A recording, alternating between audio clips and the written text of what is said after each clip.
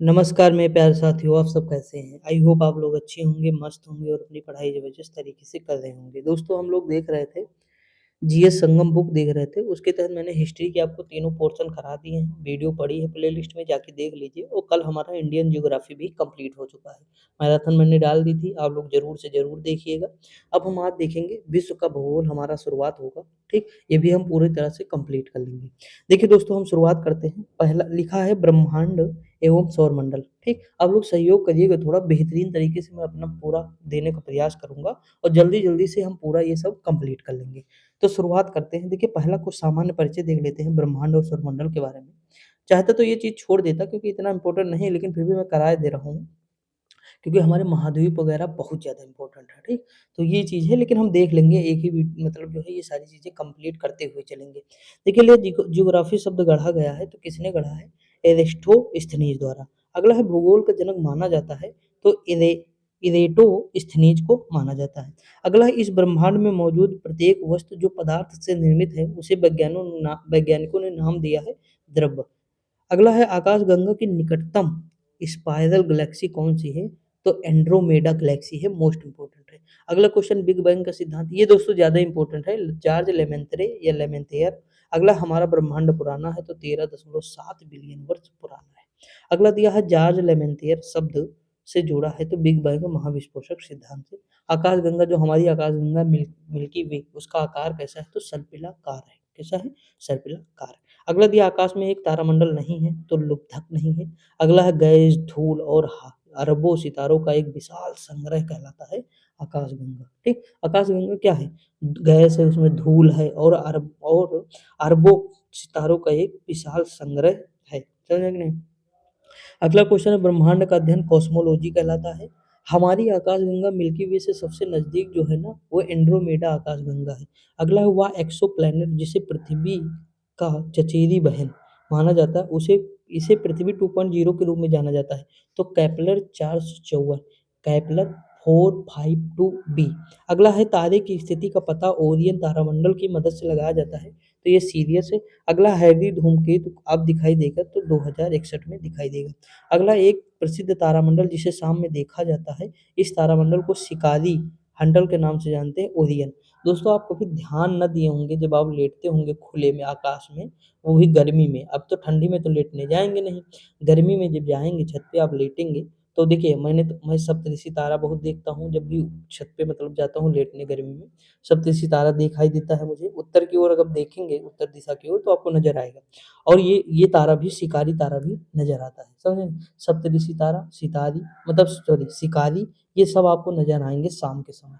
तो आप देखना ज़रूर, आप जब भी जाना तो देखना, समझे कि नहीं? ये चीज़ है। और ये मैं कहाँ देखा था दोस्तों, देखिए ये कहाँ क्यूरियोसिटी थी, तो 9th में हम लोग गए थे, जब क्लास 9th में थे तो वहाँ लखनऊ में हम लोगों का मतलब सर घुमाए थे हम लोगों को साइंस सिटी। तो साइंस सिटी में जो नहीं होता है ना मून के अंदर, उसका अच्छे नाम है दोस्तों तारामंडल। तो तारामंडल जब ले गए थे अंदर तो वहाँ पे बहुत सारे बच्चे बैठे थे, तो उसके अंदर जब दिखाया था कि ये तारा है ये, तभी से मतलब क्यूरियोसिटी बन गई, तभी से फिर देखना शुरू कर दिए। आज तक देखते रहते हैं। देखिए अगला है तारों के विभिन्न समूहों द्वारा गठित निर्मित विभिन्न प्रतिरूप कहलाते हैं तो तारामंडल कहलाते हैं। तारों का एक ऐसा समूह जिसको उसकी आकृति से पहचाना जाता है तो तारामंडल है। अगला है मिल्की वे क्या है? तो हमारी आकाशगंगा है। अगला क्वेश्चन देखते हैं तारामंडल के नामकरण के लिए जिम्मेदार है तो अंतरराष्ट्रीय खगोलीय संघ। देखिए कितने तारामंडलों को नाम दिया गया है? तो 88 तारामंडलों को नाम दिया गया है। अगला है तारे मुख्यतः बने होते हैं तो हाइड्रोजन हीलियम 2 है, 2 से बने होते हैं तारे ज़्यादातर। अगला है आकाशगंगा की बुनियाद, देखिए तारा क्या है? सूर्य हमारा क्या है? तारा है ना, और उसमें क्या है? हाइड्रोजन हीलियम ही तो है। आराम से बता सकते हैं, इसमें कोई रॉकेट साइंस है ही नहीं दोस्तों। अगला दिया आकाशगंगा के बुनियादी प्रकार में से एक नहीं है तो रेगुलर्स। अगला है ग्रेट बियर नाम एक है तो गैलेक्सी या तारामंडल का है। हब्बल का नियम संबंधित है तो खगोलिकी से संबंधित है। लिखा इस ब्रह्मांड में दूसरा प्रचुर मात्रा में सर्वाधिक तत्व क्या है? तो हीलियम है। अगला है रात में आकाश में सबसे चमकीला तारा कौन-सा है? तो सीरियस ए है दोस्तों। अगला क्वेश्चन दिया है हाइड्रोजन, हीलियम और अन्य आयनित गैसों के तारों के बीच धूल के बादल को कहते हैं नेबुला। अगला दिया है एंड्रोमेडा क्या है? मिल्की वे के पास पड़ोसी जो है आकाशगंगा है, ठीक? अगला है जनवरी 1610 में गैलीलियो द्वारा खोजी गई यानी गै नहीं गैलीलियो गैली द्वारा की गई खोज में गैलियन में चंद्रमाओं की संख्या कितनी थी? तो 4 थी। अगला है तरीके देखिए दोस्तों इस पे आपको कम जोर देना है। अगर मतलब आ गया तो ठीक है, नहीं आया तो कोई मतलब बहुत ज़्यादा स्ट्रेस नहीं लेना है, इस पे बहुत टाइम वेस्ट नहीं करना है, फिर बता दे रहा हूँ। पढ़ने का तरीका 2 तरह के होता है, जहाँ से क्वेश्चन ज़्यादा आते हैं हमें हमेशा उस पे पकड़ बनानी है। क्योंकि वो सब बच्चे जो सही करेंगे उसे तो हमें सही करना ही करना है। 2-3 क्वेश्चन जो वो नहीं करेंगे वो भी हमें करना है बच्चे, समझे? बस वहीं सिलेक्शन डिसाइड कर देगा। समझ में आया कि नहीं? तो ये चीज़ ध्यान देंगे। अगर 100 क्वेश्चन है दोस्तों, तो 100 में 60 तो सबको आते हैं, ठीक? ईज़ी भी हैं, सब लड़के करेंगे, तो आपको भी करना है। लेकिन जो ये सब 75 तक पहुँचने का जो सफ़र होगा 15-20 क्वेश्चन का 80 तक, ये जो बच्चा करेगा इसी में जो है वो उसका डिसाइड हो जाएगा सिलेक्शन। समझ में आया कि नहीं? तो यही करना है। और अगर ये 60 भी गलत कर दिए तुम और दूसरे बच्चे सही किए तो पहले से देश से बाहर हो, ठीक? लिखा है तरीके व भुजाओं के प्रयोग के साथ विज्ञान देखिए मुझे पढ़ाना इसलिए है पूरा ये क्योंकि मैं छोड़ना नहीं चाहता हूँ, इसलिए पढ़ा रहा हूँ। बाकी यहाँ क्वेश्चन बहुत आपको रेयर दिखाई देंगे। पीसीएस वगैरह में नज़र आएँगे, एसएससी और आरआरबी में नज़र आएँगे लेकिन कम नज़र आएँगे, समझे कि नहीं? और उसके बाद जो है देखिए दोबारा कोई दूसरा क्वेश्चन रिपीट हुआ, केवल मतलब अगर हम देखें बिग बैंग थ्योरी के अलावा, दूसरा नहीं रिपीट हुआ। लेकिन अभी हम आगे जैसे-जैसे बढ़ेंगे, आप देखेंगे कई बार रिपीट होते चले जाएँगे। क्यों? क्योंकि वो ज़्यादा इम्पोर्टेंट है। समझा कि नहीं? अगला दिया उत्तरी आकाशीय हेमिस्फीयर के उर्सा मेजर नक्षत्र को ग्रेट बियर कहा जाता है। अगला एक खगोलीय पिंड नहीं है तो क्या नहीं है? तो समुद्र नहीं है। अगला एक खगोलीय पिंड जो रात्रि के समय आकाश में चमकता है वो तारा है। अगला है शब्द कॉमेट यह प्राचीन यूनानी शब्द से आया है जिसका अर्थ होता है लंबी पूँछ वाला तारा। अगला है श्याम विवर होता है तो सिमट गया तारा होता है। अगला है क्षुद्र ग्रह 316201 मलाला किन 2 ग्रहों के बीच मुख्य बेल्ट है? तो मंगल और बृहस्पति के बीच। तो क्षुद्र ग्रह वैसे भी मंगल और बृहस्पति के बीच में पाए जाते हैं, एक पेटी होती है, इसी के बीच में नज़र आते हैं। अगला बिग बैंग थ्योरी, ये किससे संबंधित? ब्रह्मांड से 3 बार रिपीट हुआ। इम्पोर्टेंट है यानी। शून्य की खोज किसने की? तो भारतीयों ने। आर्यभट्ट ने किया है। सुपरनोवा है तो ये एक मृतप्राय तारा है। ब्लैक होल की घटना मोस्ट इम्पोर्टेंट है, एस चंद्रशेखर ने दिया। फिर ये देखिए वही क्वेश्चन रिपीट हुआ। कुछ इम्पोर्टेंट क्वेश्चन बहुत ज़्यादा है ना, बता रहा हूँ। देखिए वह सीमा जिसके बाहर तारे आंतरिक मृत्यु से ग्रसित हो जाते हैं वो चंद्रशेखर सीमा है। अगला है कि पृथ्वी का धुरी पर अवस्था बदलना जलवायु परिवर्तन के लिए एक कारक है। यह सुझाया था तो मूल्य किसने सुझाया था? तो मुल्टिन मिलन कोलिच ने। देखिए पृथ्वी सूर्य की परिक्रमा करती है यह मत्था ब्राह्ममिहिर का। अगला दिया है ध्रुवीय पृथ्वी कक्षा। देखिए अगर हम बात करें भूमध्य रेखा से दूरी तो 500 से 2000 किलोमीटर। पार्किंग कक्षा कितनी है? तो 3580 मतलब 35,800 किलोमीटर है। सन सिंक्रोनस कक्षा कितनी है? तो 700 से 800 किलोमीटर है। इतना इम्पोर्टेंट है ही नहीं, मैं तो कहता हूँ पढ़ो ही ना, कोई ज़रूरत नहीं। अगर क्वेश्चन आए तो छोड़ भी सकते हो, पीसीएस जे में आया क्वेश्चन है 2023 का। मैंने बताया था 2023 तक की बुक अपडेटेड है पूरी तरह से दोस्तों। अब सौरमंडल के बारे में देखते हैं। देखिए यहाँ लिखा ब्रह्मांड के लिए दूसरा शब्द क्या है? कॉस्मोस है। ब्रह्मांड की स्थिर अवस्था की संकल्पना के बारे में वैज्ञानिक ने फ्रेड हॉयल ने विचार दिया था। अब दोस्तों मैं क्या बताऊँ यार, इम्पोर्टेंट है कि नहीं है, बस पढ़ना है, फर्जी है, कोई मतलब नहीं है दोस्तों। देखिए यहाँ पे 1950 में रूसी खगोल शास्त्री ने यहाँ ऑटो सिमिड ने मतलब रूसी ऑटो सिमिड थे। देखिए दोस्तों एक चीज़ आप बताइए, अगर आपको धूल से युक्त है, अगर आपके ऊपर धूल पड़ गई तो आप कहेंगे ओ शिट यानी सिमिड, ओ शिट यानी सिमिड, इस तरह लिखा रहता था दोस्तों पहले, इस तरह। लेकिन ये यहाँ पे एक मात्रा और लगा दिए हैं, इसलिए तो सिमिड से धूल से थोड़ा रिलेट कर सकते हैं। हमारे सौरमंडल के बाहर एक्सोप्लैनेट ग्रह है जो आमतौर पर हमारी आकाशगंगा में किसी अन्य तारे की परिक्रमा करते हैं। देखिए लिखा है आईसी 1101, एक है तो आकाशगंगा है दोस्तों। अगला क्वेश्चन है ग्रीष्म काल में रात के पहले प्रहर में दिखने वाले प्रसिद्ध तारामंडल को सप्तऋषि तारामंडल, मैंने बताया ना आपको कि गर्मी के दिनों में आप जाएंगे तो दिखेगा आपको। हमारे सौरमंडल का सबसे निकटतम तारा क्या है? Proxima Centauri. अगला क्वेश्चन दिया है खगोल भौतिकी के संदर्भ में गोल्डीलॉक्स ज़ोन शब्द का उपयोग किसी हैबिटेबल ज़ोन के लिए किया जाता है, अर्थात किसी तारे से दूसरे की रेंज जहाँ पानी को तरल अवस्था में रहने के लिए उचित तापमान हो, गोल्डीलॉक्स ज़ोन कहलाता है। तारामंडल सप्तऋषि को पश्चिम निवासी बिग डिपर नाम से जाना जाता है। यदि कोई तारा सूर्य से बड़ा है किंतु उससे 2 गुना बड़ा नहीं है, तो वह एक पल्सर में परिवर्तित हो जाता है। हमारी निकटतम ज्ञात आकाशगंगा गैलेक्सी केनिस मेजर ड्वार्फ गैलेक्सी है। अगला क्वेश्चन दिया है खगोलविदों द्वारा बड़े स्टेलर और एक्स्ट्रा गैलेक्टिक दूरी को मापने के लिए उपयोग किया गया है तो प्रकाश वर्ष। सौरमंडल के बाहर सीरियस नामक चमकीले तारे को भी डॉग स्टार कहते हैं। एक तारे के जीवन चक्र में निहारिका चरण, धूल और हाइड्रोजन का एक बादल को संदर्भित करता है। अगला है ओरियन तारामंडल का सबसे चमकीला तारा है रिगेल। अगला है सबसे बड़ा तारामंडल माना जाता है तो हाइड्रा को माना जाता है। अगला है निशाकाश, रात्रि आकाश में चमकने वाले पिंडों को जानते हैं खगोलीय पिंड।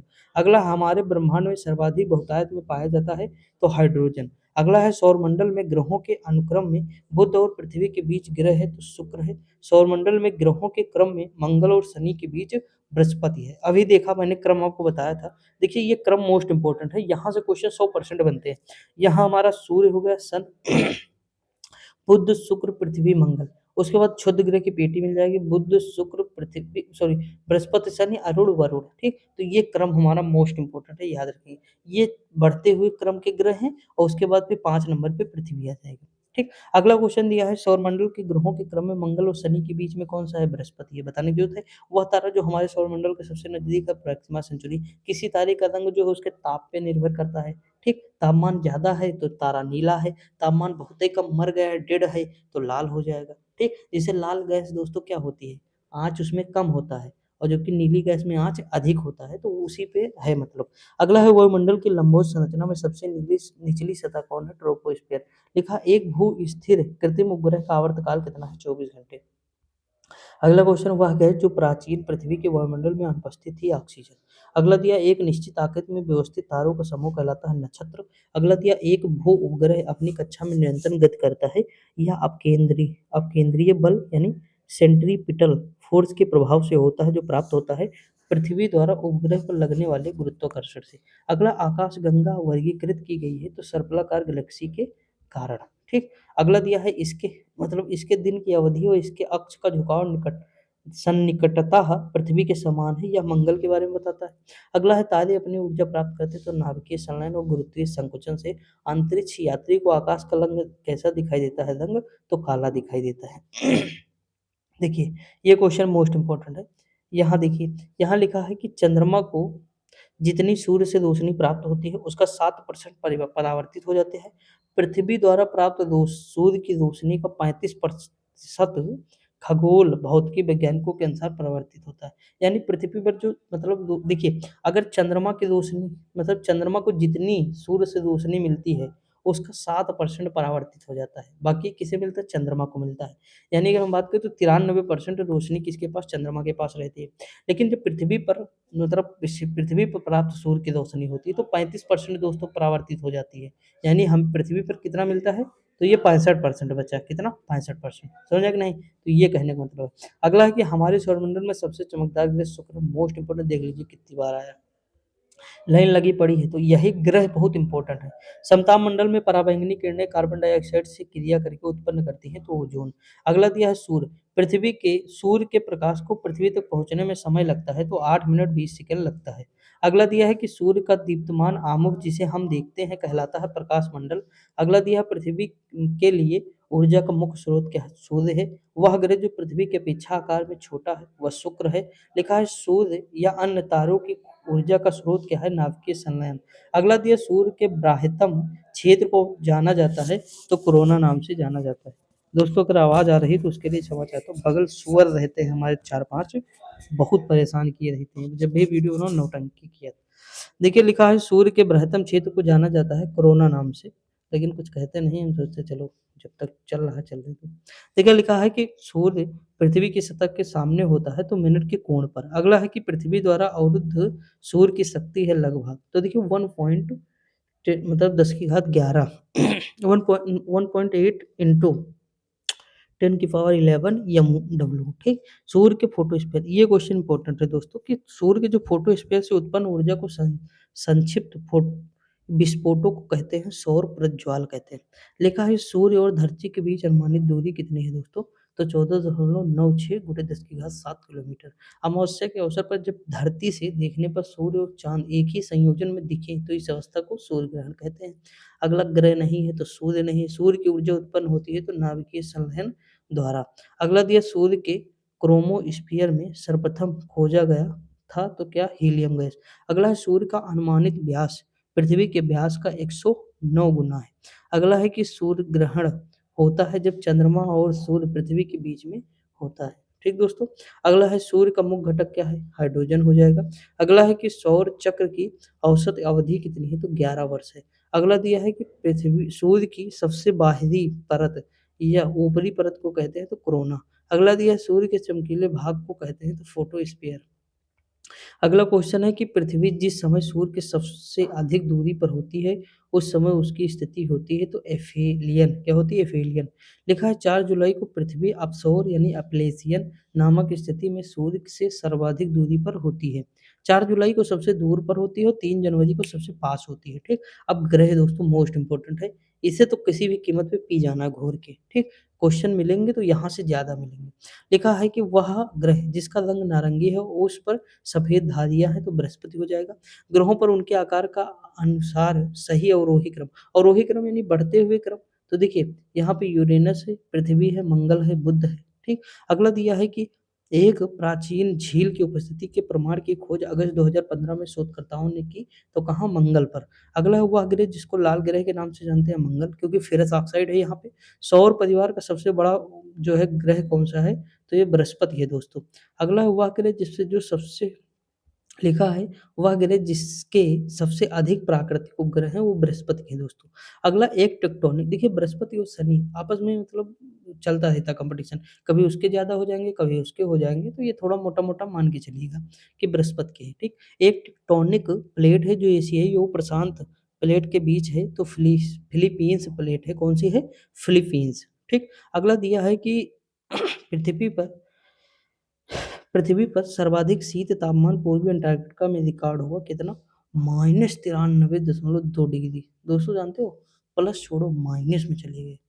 अगला दिया है कि क्या दिया है कि पृथ्वी की संरचना में रासायनिक लौह तत्व आयरन की मात्रा होती है तो 32 से 35%। अगला पृथ्वी के उत्तरी गोलार्ध में रहने वाले कुल मानव आबादी का अनुमानित प्रतिशत कितना है? तो 90। अगला है पृथ्वी का कठोर बाहरी हिस्सा जिसमें क्रस्ट और बाह्यतम मेंटल शामिल है, उसे कहते हैं स्थलमंडल। अगला है पृथ्वी की पपड़ी का प्रमुख अंश मुख्य रूप से घटित होता है तो सिलिकॉन और एल्यूमिनियम। अगला है अंडाकार पथ पर सूर्य की परिक्रमा करती है तो पृथ्वी। अगला दिया है कि पृथ्वी का अर्धव्यास होता है तो 6371 किलोमीटर होता है। अगला अर्धव्यास वही त्रिज्या दोस्तों। अगला दिया है कि पृथ्वी की स्थिति जो सूर्य के चारों मतलब सूर्य के सबसे पास होती है तो 3 जनवरी जस्ट बताया मैंने। अगला दिया है कि ये उपसौर की घटना है, ठीक दोस्तों। अगला दिया है कि पृथ्वी का विषुवतीय व्यास कितना होता है तो 12,756 किलोमीटर। अगला वो अवस्था जो सूर्य के चारों ओर परिक्रमा करती है वो ग्रह हो जाएगा, ठीक। ग्रह सूर्य के चारों ओर परिक्रमा करते हैं, उपग्रह दोनों की करते हैं, ठीक। देखिए उपग्रह क्या करते हैं, पृथ्वी की तो करते हैं। जैसे मान लीजिए ये देखिए सूर्य है, ये पृथ्वी है, ये हमारा उपग्रह क्या है? चंद्रमा है। पृथ्वी का उपग्रह क्या है? चंद्रमा। तो देखिए ये सन है, अब सन की परिक्रमा तो कर रहा है पृथ्वी और पृथ्वी की परिक्रमा कर रहा है चंद्रमा, तो चंद्रमा दोनों की नहीं कर रहा है, इसकी भी करेगा, इसकी भी करेगा। देखिए अगला क्वेश्चन है ग्रहों के ग्रह पथों का सामान्य आकार होता है अंडाकार। अगला है वह ग्रह जो दक्षिणावर्त दिशा में घूम सकता है, शुक्र हो जाएगा। वह ग्रह जिसको पृथ्वी की जुड़वा बहन के रूप में जानते हैं, शुक्र को जानते हैं। अगला क्वेश्चन है कि सभी ग्रह वामावर्त परिक्रमा करते आते हैं सिवाय शुक्र के। लिखा हुआ ग्रह जिसका आकार पृथ्वी के आकार के निकट है तो वीनस है। वह ग्रह जिसको जो है प्रातः मतलब क्या कहते हैं प्रातः संध्या का जो है कहते हैं तो शुक्र है। ठीक। देखिए वीनस ही शुक्र है दोस्तों, आप समझ के चलिएगा। वह ग्रह जिसका कोई चंद्रमा या उपग्रह नहीं है वो शुक्र है। अगला है वह ग्रह जिसका नाम किसी रोमन देवी के नाम पे है तो शुक्र है। शुक्र तो हमारे लिए बहुत ज़्यादा इम्पोर्टेंट है। अगला दिया है शुक्र के वातावरण में ज़्यादातर शामिल होता है तो कार्बन डाइऑक्साइड। क्या होता है? Carbon dioxide. अगला है कि पृथ्वी के वायुमंडल में ऑक्सीजन का प्रतिशत करीब होता है 21%। अगला पृथ्वी के चारों ओर एक पूरा चक्कर लगाने में चंद्रमा द्वारा किया गया कार्य क्या है? बराबर होता है तो शून्य के। अगला है पृथ्वी खगोलीय पिंड है तो ग्रह प्रकार का। अगला क्वेश्चन है नेपच्यून के अलावा वह ग्रह जो ब्लू प्लैनेट नीला ग्रह के नाम से जाना जाता है वो हमारी पृथ्वी हो जाएगी। अगला है मंगल ग्रह को लाल ग्रह के रूप में जाना जाता है। इसका रीज़न क्या है? फेरस ऑक्साइड वहाँ पे प्राप्त होता है यानी लोहा प्रचुर मात्रा में मिल सकता है। अगला दिया कुछ ग्रहों के उपनाम और उनमें से एक लाल ग्रह या ग्रह है तो मंगल है। वह ग्रह जिसके एक चंद्रमा का नाम गनीमीड है वो बृहस्पति है दोस्तों। देखा पृथ्वी के आकार की तुलना में सबसे बड़ा ग्रह क्या है? बृहस्पति ग्रह है। अगला विशाल ग्रेट रेड स्पॉट के रूप में जाना जाता है, तूफ़ान संबंधित है तो बृहस्पति ग्रह से। अगला है प्लूटो ग्रह की खोज की गई थी तो वर्ष 1930 में। प्लूटो के चाँद का नाम है चेरॉन, क्या है? चेरॉन।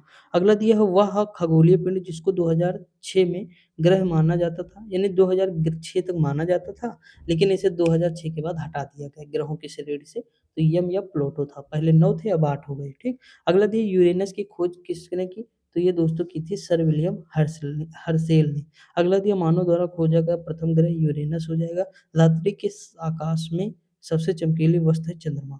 अगला दिया है जब पृथ्वी पूरब की ओर घूमती है तो पृथ्वी जगहों का स्थानीय समय होता है पश्चिमी स्थानों के स्थानीय जगहों से आगे होता है।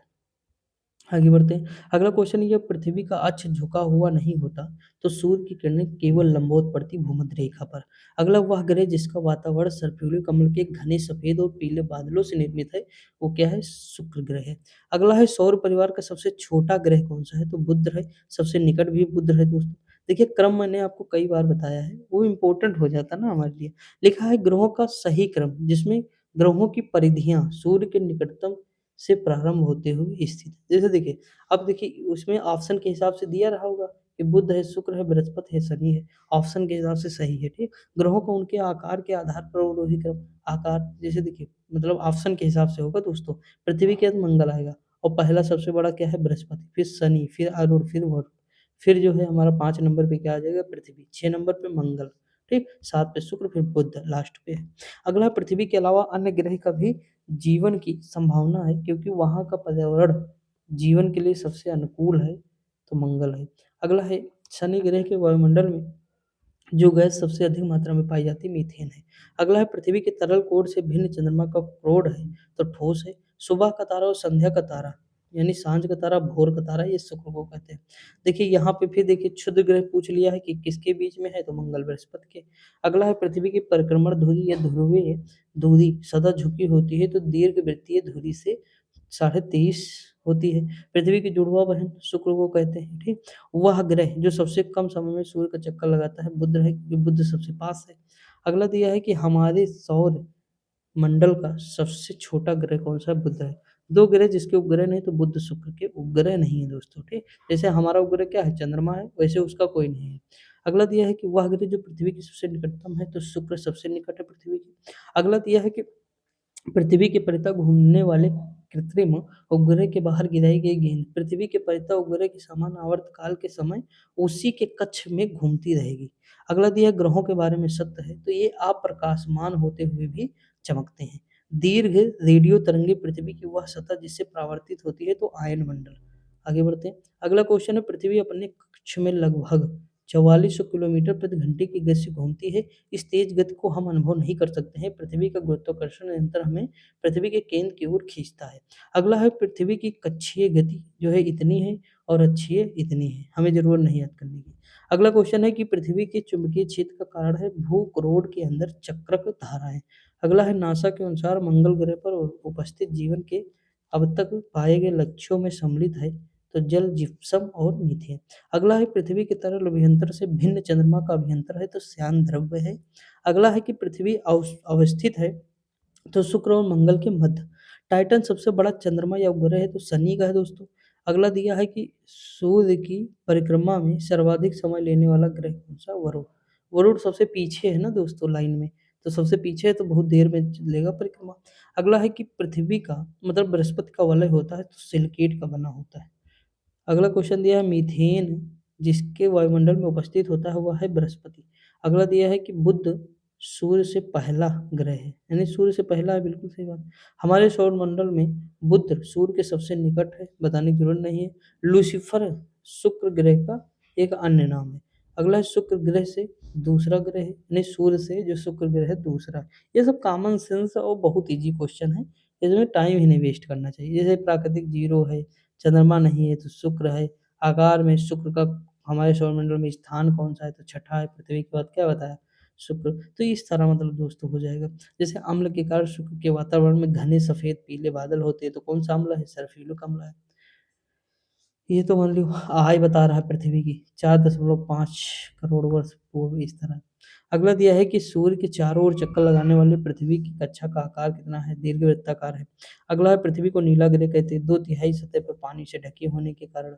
अगला पृथ्वी को नीला ग्रह के नाम से जानते हैं, ये तो बिल्कुल। एक खगोलीय इकाई के बीच दूरी क्या है? तो सूर्य और पृथ्वी के बीच की दूरी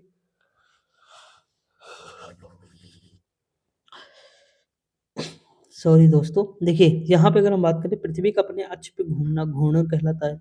सूर्य के चारों ओर एक स्थिर कक्ष में पृथ्वी की गति को परिक्रमा कहते हैं। देखिए सूर्य अगर अपने अक्ष पे घूम रही है पृथ्वी, देखिए पृथ्वी एक क्या करती है अपने अक्ष पे भी घूमती है 24 घंटे, तभी तो दिन और रात होता है, अपने अक्ष पे घूमती है तो दिन रात होता है। लेकिन ये सूर्य का भी चक्कर लगाती है तो क्या होता है? सर्दी गर्मी मौसम मतलब मौसमी घटनाएं होती हैं। ठीक, तो जब अपने ही अक्ष पे घूमे, अपने अक्ष पे घूमने के साथ साथ ये परिक्रमा लगाती है पृथ्वी का। अभी सामने होते तो मैं आपको दिखाता कैसे होता है। ऑनलाइन कभी पढ़ाएँगे जब तो ये सारी चीज़ें हम ऐसे प्रैक्टिकल बताएँगे, कभी जीवन में नहीं भूलेंगे। तो देखिए जब हम अपने आप घूमें, ठीक? तो हमारा क्या होगा? घूर्णन। लेकिन हम दूसरे का भी चक्कर लगाते हैं तो परिक्रमा। जैसे हम अयोध्या की परिक्रमा नहीं करते हैं, तो परिक्रमा श्री राम भगवान के जो है क्षेत्र में पूरा करते हैं, तो बीच में राम भगवान हैं और हम किनारे-किनारे परिक्रमा कर रहे हैं, ठीक? तो वो क्या हो जाएगा? परिक्रमा। लेकिन हम अपने अक्ष पे अगर घूम भी रहे हैं, घूमते-घूमते परिक्रमा कर रहे हैं, जो हम घूम रहे हैं वो घूर्णन हो जाएगा। आई होप समझ आ गया। लिखा है कि अगला क्वेश्चन है कि पृथ्वी और सूर्य के मध्य दूरी सन्निकटा है तो मतलब 15 करोड़ मान लीजिए यार, 14 करोड़ 96 हज़ार किलोमीटर। लिखा है पृथ्वी के केंद्र से चंद्रमा के केंद्र तक की दूरी को कहते हैं चंद्रमा का कक्षीय त्रिज्या। पृथ्वी सूर्य के ग्रह तो तीसरा है। पृथ्वी का झुकाव है 66.5 है मान लीजिए। ठीक, देखिए दोस्तों ये चीज़ छोड़ते हैं थोड़ा, यहाँ पे देखते हैं मंगल ग्रह के फोबोस डिबोस है। मंगल 1 दिन में चक्कर लगाता है पूरा लगभग 1 दिन लगता है। पृथ्वी 1 घंटे में कितना अंश घूमती है? तो 15 डिग्री घूमती है। लिखा है मंगल के प्रतिगामी अवधि लगभग है तो 2 है। लाल ग्रह के रूप में जानते हैं तो मंगल ग्रह को जानते हैं। आकार के आधार पर मंगल ग्रह हमारे सौरमंडल का 7वां स्थान है। मंगल ग्रह सूर्य से कितना है? तो चौथे स्थान पे है। गैनीमाइड जो है ना, ये गैनीमीड की खोज किसने की थी? तो इटली के खगोलशास्त्री गैलीलियो ने किया था। अगला है कि गैस दानव, ये मंगल है, ठीक? इसे गैस दानव कहते हैं। गैनीमाइड आज तक हमारे सौर प्रणाली में सबसे बड़ा चंद्रमा है। वो बृहस्पति ग्रह की परिक्रमा करता है। आकार की दृष्टि से बृहस्पति का सबसे हमारा सौरमंडल पहला है। आकार में सबसे बड़ा कौन-सा है? बृहस्पति है। ग्रह का अधिकतम तो ये अब शनि का आ गया उपग्रह, ठीक? यूरोपा किसका है? तो बृहस्पति का ही है यूरोपा दोस्तों, ठीक? अगला देखिए, देखिए यहाँ पे लिखा है टाइटन। कि मतलब टाइटन खगोलीय पिंड के बारे में पता लगाने के लिए नासा मिशन ड्रैगन फ्लाई चलाने की योजना बना रहा। आकार के संदर्भ में शनि का हमारे सौरमंडल में स्थान है तो दूसरा है। शनि सूर्य से छठा ग्रह है। अगला हाइपीरियन के चंद्रमाओं में से एक का नाम है तो शनि ग्रह है। आकार के टाइटन हमारे सौरमंडल में प्राकृतिक उपग्रहों में से दूसरा स्थान है इसका, ठीक? देख लेते हैं कहाँ तक पहुँचेंगे हम लोग।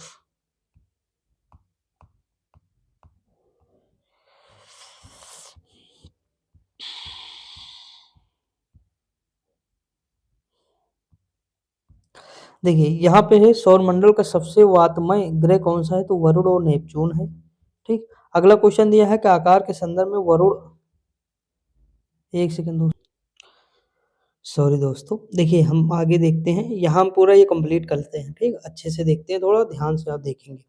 देखिए अगर हम बात करें सौरमंडल का सबसे वातमय ग्रह कौन सा है? तो वरुण एवं नेपच्यून है। अगला है आकार के संदर्भ में वरुण हमारे सौरमंडल में कौन से स्थान पे है? तो चौथे स्थान पे। मैंने आपको बताया था कि बृहस्पति से हमें देखना है, यानी बृहस्पति शनि अरुण वरुण, तो वरुण चौथे स्थान पे आ जाएगा। बृहस्पति सबसे बड़ा, फिर बृहस्पति फिर शनि फिर अरुण फिर वरुण, समझ आया कि नहीं? तो चौथे स्थान पे ये हो जाएगा। पांचवें पे पृथ्वी हो जाएगी, छठे पे शुक्र हो जाएगा, सातवें पे मंगल। सारे पूछे गए हैं कि क्रम बताओ। पृथ्वी का भी पूछ लिया, शुक्र का भी पूछ लिया, मंगल का भी पूछ लिया, बृहस्पति शनि अरुण वरुण का भी पूछ लिया, क्रम लगाने को पूछ लिया। ग्रह बहुत ज्यादा इंपॉर्टेंट है, ठीक? मेरी वीडियो जो बोर्ड पे मैंने कराई है, आप प्लेलिस्ट में जाके देखेंगे तो कतई जहर सीरीज नाम से आपको एक वीडियो दिखाई देगी, रिलेटिंग मेथड। उस वो जितनी वीडियो उसमें पड़ी हैं, चाहे 25-30 वीडियो होंगी दोस्तों, 15-15, 20-20 मिनट की, एक बार देखिएगा, आपका दिल ना खुश हो जाए तब आप कहना। बहुत ज़्यादा इम्पोर्टेंट, उसमें मैंने इतनी ट्रिक भी बताई है, बहुत सारी चीज़ें प्रैक्टिकल करके बताया है, तो आप ज़रूर से ज़रूर देखें। मैं ये कहूँगा आपसे, आपको बहुत सारे क्वेश्चन मिल जाएँगे, यकीन मानिएगा, ठीक? तो ये चीज़ है। बाकी कोई दिक्कत नहीं है, तो ये चीज़ आप याद रखिएगा, ठीक, जो मैं बता रहा हूँ। अगला क्वेश्चन दिया, हमारे सौरमंडल का बौना ग्रह कौन-सा है? ड्वार्फ प्लैनेट, तो मेक है, कौन-सा है? मेक। अगला क्वेश्चन है, बौना ग्रह कहकर भी संबोधित करते हैं प्लूटो को। लिखा है कि सायरन नामक एक प्राकृतिक उपग्रह है, तो प्लूटो है। अगला, वर्ष की दीर्घतम अवधि ग्रह पर होती है, तो नेपच्यून। अगला है ट्राइटन, ट्राइटन ग्रह का उपग्रह है, तो नेपच्यून है। अगला है, टेलीस्कोप की सहायता से खोजा गया पहला ग्रह कौन-सा है? तो ये आरूढ़ है। अभी ऊपर हम देखे हैं, एक बार आ चुका है क्वेश्चन।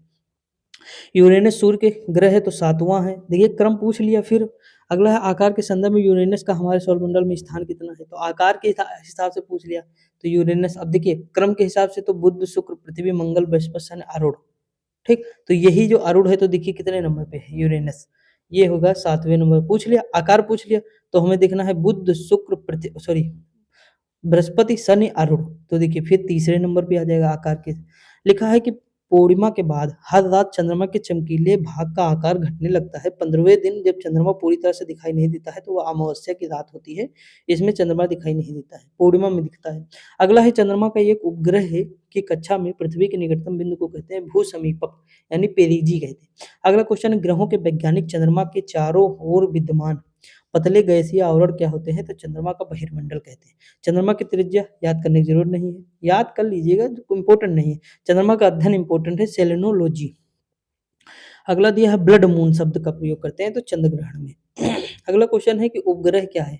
देखिए, धरती के प्राकृतिक उपग्रह है, तो एक है धरती के, वो चंद्रमा है दोस्तों।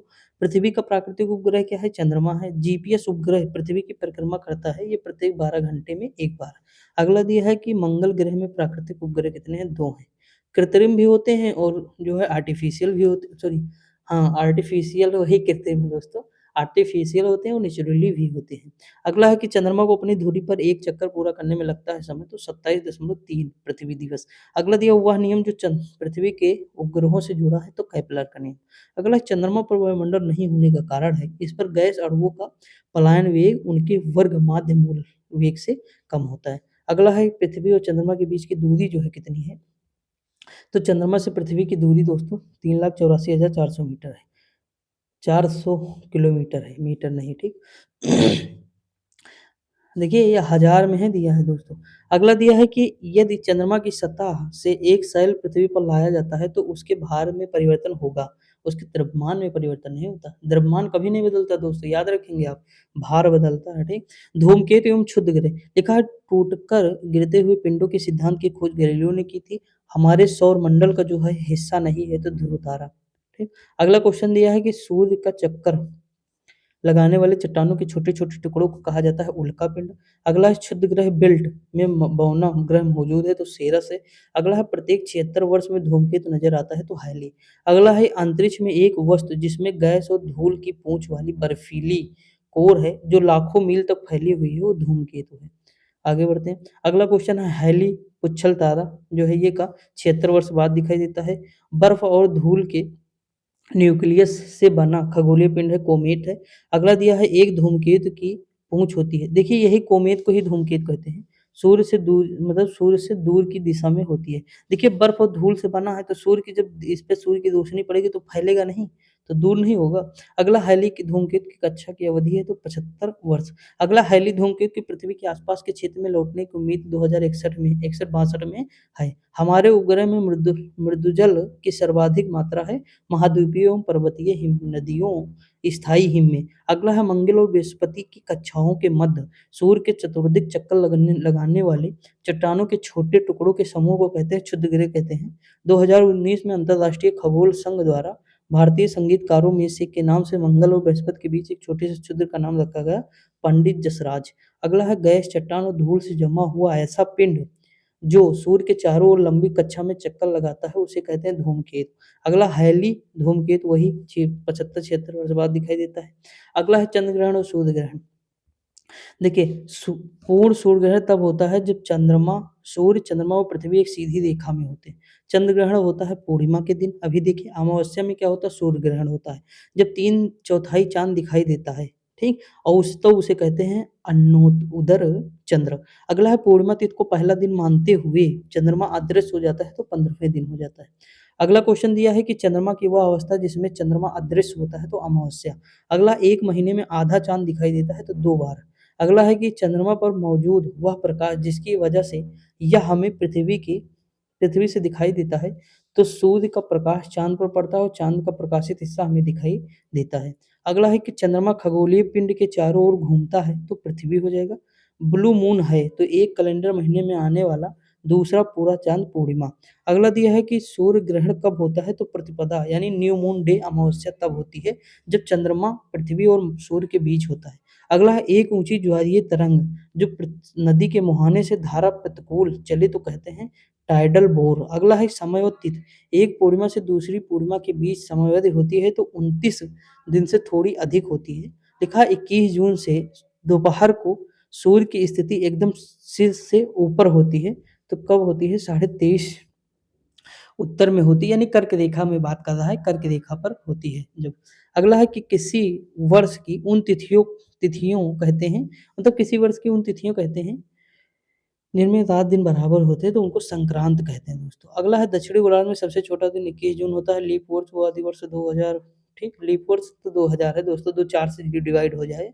अगला क्वेश्चन है वह तिथि जब दोपहर को आपकी छाया शैडो सबसे छोटी होती है तो 22 जून, ठीक। आगे बढ़ते हैं। अगला इक्विनॉक्स वर्ष के 2 काल जब दिन और रात बराबर होते हैं तो कब होता है तो 21 मार्च 23 सितंबर इंपॉर्टेंट है। मकर संक्रांति के समय कर्क रेखा पर दोपहर के सूर्य का तांस होता है तो 66.5 डिग्री। वह तिथि जब सबसे बड़ा दिन होता है तो 21 जून। दिन और रात कमोवेश समान होते हैं तो भूमध्य रेखा पर। पृथ्वी की भूमध्य रेखा से उत्तर या दक्षिण के स्थान की कोणीय दूरी का वर्णन करने के लिए अक्षांश शब्द का प्रयोग किया जाता है। अगला है मैग्नेटिक मेरिडियन, पृथ्वी के मैग्नेटिक उत्तर और मैग्नेटिक दक्षिण से गुजरने वाला क्षेत्र है। अगला क्वेश्चन दिया अक्षांश 1 का अंश बराबर होता है तो 111 किलोमीटर पर, ठीक। अक्षांश के बारे में देखते हैं। बसंत विषुव होता है तो 21 मार्च को होता है। अक्षांश का एक वृत्त जो पृथ्वी की भूमध्य रेखीय सतह से 52 डिग्री दक्षिण में है कहलाता है 52वां समानांतर दक्षिण। अगला भूमध्य रेखा पर सूर्य की किरणें सीधी पड़ती हैं वर्ष में 2 बार। उष्णकटिबंधीय क्षेत्र है तो कर्क रेखा और मकर रेखा के मध्य है। अगला है ग्रीनविच यामोत्तर और भूमध्य रेखा एक दूसरे को काटती है तो अटलांटिक महासागर, गिनी की खाड़ी में, नल आइलैंड के निकट। अगला है कि डेटम रेखा एक क्षैतिज रेखा है जिसके द्वारा ऊंचाई तथा गहराई की पैमाइश की जाती है। उत्तरी कोरिया और दक्षिणी कोरिया की अंतर्राष्ट्रीय सीमा 38 डिग्री उत्तरी अक्षांश है दोस्तों। अगला है उत्तरी और दक्षिणी अक्षांशों में से ऑफ हॉर्स जो है ये कहते हैं 30 डिग्री, हॉर्स अक्षांश जो है 30 डिग्री उत्तरी और दक्षिणी दोनों में दोस्तों। अगला दिया है कि दिया है भूमध्य रेखा से ध्रुवों तक सभी समानांतर वृत्त के रूप में जाने जाते हैं तो समानांतर अक्षांश रेखा। लिखा मध्य प्रशांत महासागर से गुजरने वाली यमोत्तर रेखा जो कि 180 डिग्री देशांतर का अनुसरण लगभग करती है उसको अंतर्राष्ट्रीय तिथि रेखा कहते हैं। दुनिया में सबसे अधिक टाइम जोन या समय क्षेत्र है तो फ्रांस का है। अंतर्राष्ट्रीय तिथि रेखा महासागर के बीच से होकर गुजरती है तो प्रशांत महासागर। अगला क्वेश्चन है कि देशांतर रेखा तो 15 डिग्री, 1 घंटे में समयांतर में देशांतरित दूरी होगी 15 डिग्री। अगला दिया है कि उत्तरी और दक्षिणी ध्रुव को मिलाने वाली काल्पनिक रेखा को कहते हैं देशांतर रेखा। अगला हुआ देशांतर जिसको अंतर्राष्ट्रीय तिथि रेखा माना जाता है 180 डिग्री। किसी जहाज को सबसे कम समय में एक स्थान से दूसरे स्थान तक जाने के लिए मार्ग बनाना चाहिए तो देखिए देशांतर के अनुसार होता है। अगला दिया हुआ देशांतर प्रधान यमोत्तर के साथ ग्लोब पर बृहद वृत्त तो ये देखिए ये 180 डिग्री है देशांतर, ठीक। प्रधान यमोत्तर गुजरती है कुल 8 देशों से, अल्जीरिया फ्रांस से भी गुजरती है। अगला दिया है ग्लोब पर फ्रांस से गुजरती है, इंग्लैंड से गुजरती है, ठीक। और बता दूं कौन कौन सा देश है। अल्जीरिया है दोस्तों, अल्जीरिया, माली, बुर्किना फासो, घाना है, ठीक। तो कई सारे ऐसे देश हैं आप जान लीजिएगा। अब देखिए यहाँ पे देखते हैं ग्लोब पर दो स्थानों के बीच की न्यूनतम दूरी है तो प्रधान देशांतर। देखिए विषुवत रेखा की अगर हम बात करें दिन रात बराबर होते विषुवत रेखा पर भूमध्य रेखा गुजरती है तो देखिए कोलंबिया, केन्या, इंडोनेशिया और देखिए इक्वाडोर, कोलंबिया, वेनेजुएला, ठीक, सॉरी, इक्वाडोर, कोलंबिया और ब्राजील। इक्वाडोर, कोलंबिया, ब्राजील से गुजरती है। उसके बाद विषुवत रेखा गुजरती है तो कहाँ से गुजरती है तो गैबन से, कांगो गणराज्य से, रवांडा, केन्या, सोमालिया यहाँ से गुजरती है दोस्तों। उसके बाद फिर इंडोनेशिया है। यही सब देश हैं, समझ में आया कि नहीं। अगला दिया है वह देश जहाँ से भूमध्य रेखा नहीं गुजरती है तो अब आपको मिलाना होगा इसमें से। भूमध्य रेखा 13 देश से मैंने आपको बता दिया है, कोलंबिया, केन्या वगैरह, तो वहाँ से आप चूज़ कर लीजिएगा। भूमध्य रेखा गुजरती है तो केन्या, विषुवत रेखा सर्वाधिक निकट स्थित है तो पिग्मेलियन पॉइंट, ये अंडमान निकोबार में है। देखिए दोस्तों, मैं आपको एक बात बता दूँ, भूमध्य रेखा, कर्क रेखा, मकर रेखा, इनके जो देश गुजरते हैं जहाँ-जहाँ से, जो नहीं गुजरते आपको सब याद होना चाहिए। अगला दिया है कि सूर्य भूमध्य रेखा पर ऊर्ध्वाधर चमकता है तो वर्ष में 2 बार। एक कब चमकता है तो 21 मार्च और 23 सितंबर। लिखा, सूर्य 0 डिग्री अक्षांश पर स्थित भूमध्य रेखा पृथ्वी के उत्तरी और दक्षिणी गोलार्ध में विभाजित करता है। भारत में सबसे छोटा दिन होता है 22 दिसंबर। 21 जून को शीतकालीन सोलस्टिक अयनांत दक्षिणी गोलार्ध में होता है। लिखा है, उत्तरी गोलार्ध में सबसे छोटा दिन माना जाता है तो 22 दिसंबर। अगला है उत्तरी गोलार्ध, नदर्न हेमिस्फीयर में ग्रीष्म अयनांत जो है 21 जून को होता है। अगला है उत्तरी गोलार्ध में सबसे लंबा दिन होता है तो 21 जून होता है। लिखा है, पृथ्वी पर दिन और रात की अवधि बराबर होती है भूमध्य रेखा पर। संपूर्ण दिवस पर दिन और रात बराबर होते हैं तो विश्व के दिन।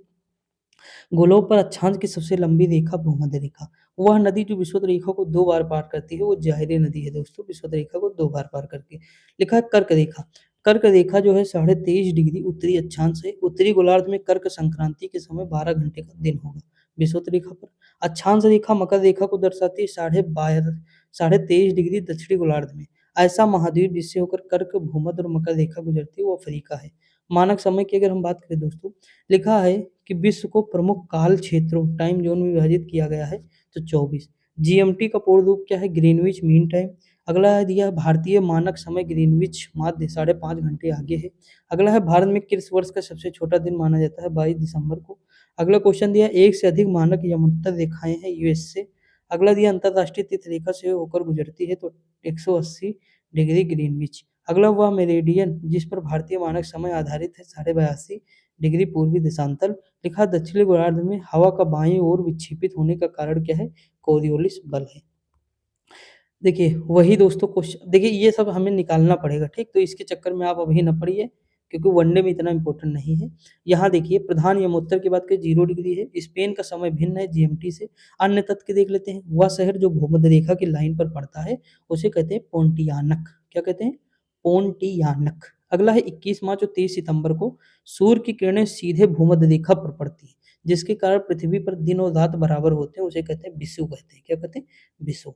अगला, एक विषुव एक वर्ष में आता है 2 बार। कर्क रेखा और मकर रेखा दोनों रेखाएं गुजरती है तो अफ्रीका से गुजरती है। इंपॉर्टेंट है दोस्तों, ठीक? कर्क रेखा मकर रेखा दोनों गुजरती हैं और भूमध्य कर्क रेखा मकर रेखा भूमध्य रेखा तीनों गुजरती है अफ्रीका से, ठीक? हॉर्न ऑफ अफ्रीका के अंग अंग कौन कौन से हैं? तो सोमालिया है, इथोपिया है, जिबूती है, इरिट्रिया है, ठीक?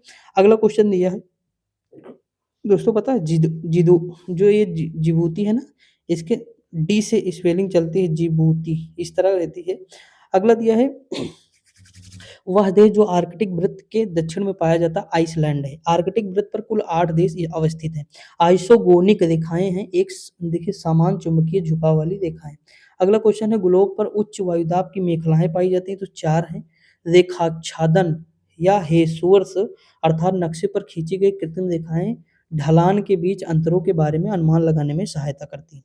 अगला है मानचित्रों में अनियमित भूखंडों के क्षेत्रफल को निर्धारित करने के लिए उपकरण जो है कौन सा है? प्लेनीमीटर। अगला, किसी नक्शे पर ढाल को दिखाने के लिए खींची गई असंबद्ध रेखाएं कहलाती हैं तो हैच्यूर कहलाती हैं।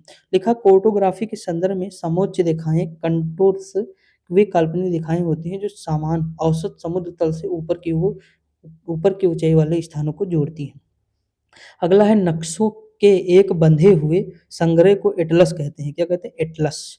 अगला दिया, पृथ्वी की प्राकृतिक विशेषता जैसे कि पहाड़, पठार, नदियां, मैदानी महासागर आदि को दर्शाने वाले मानचित्र को कहते हैं उच्चावच, ठीक? देखिए गांव में उच्चावच का अर्थ यही होता है खाला ऊंची। गांव में जो कहते हैं ना खाला ऊंची, यानी भूमि का समतल ना होना। कोई क्षेत्र ऐसा होगा कहीं पे सपाट होगा, कहीं पे उठा होगा, कहीं पे फिर सपाट, कहीं उठा। ये सारा जो होता है ना यही उच्चावच होता है दोस्तों। देखिए पहाड़ थोड़ा उठा होगा, पहाड़ थोड़ा ज्यादा होगा पठार की अपेक्षा, पठार कम होगा मतलब हल्का उठा होगा मैदान, तो सबसे कम मैदान, फिर हल्का उठा होगा पठार, पठार की पहाड़ी। तो इस तरह दोस्तों ना उच्चावच नहीं हो गया। देखिए महाद्वीप के बारे में हम देख लेते थोड़ा।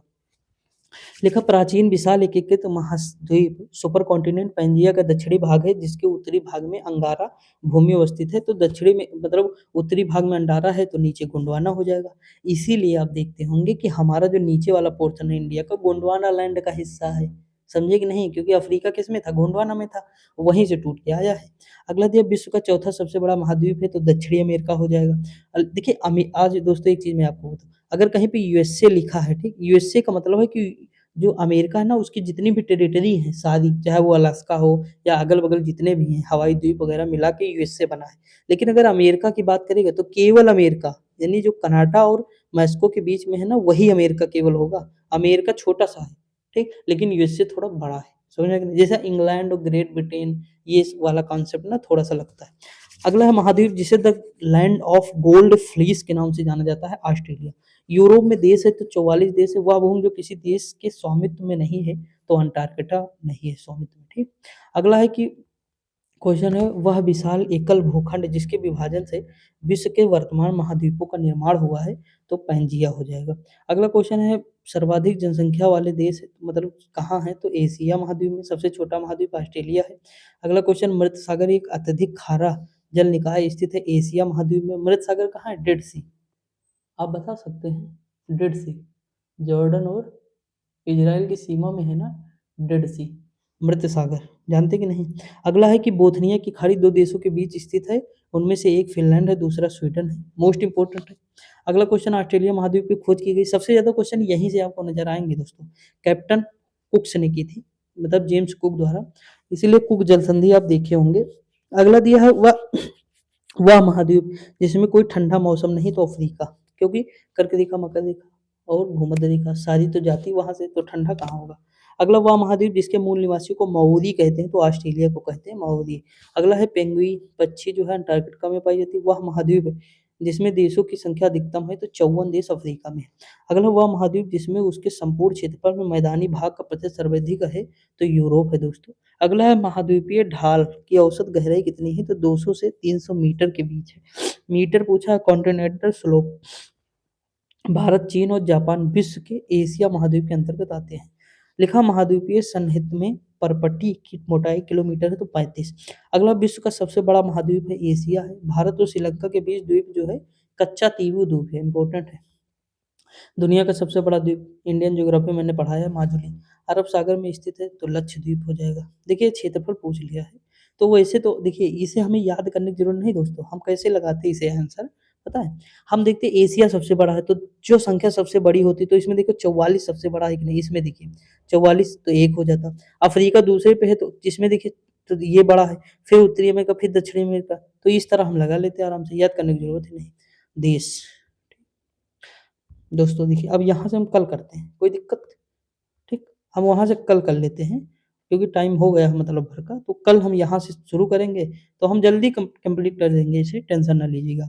पढ़ते रहिए, मस्त रहिए, खुश रहिए दोस्तों, आगे बढ़ते रहिए, ठीक। बाकी जो है कोई दिक्कत हो तो कमेंट कर सकते हैं, कोई दिक्कत हो टेलीग्राम पर मैसेज कर सकते हैं, आपको हर जगह कर सकते हैं, मैं रिप्लाई हमेशा करता हूँ। तो मिलते हैं अगली वीडियो में, तब तक के लिए जय हिंद।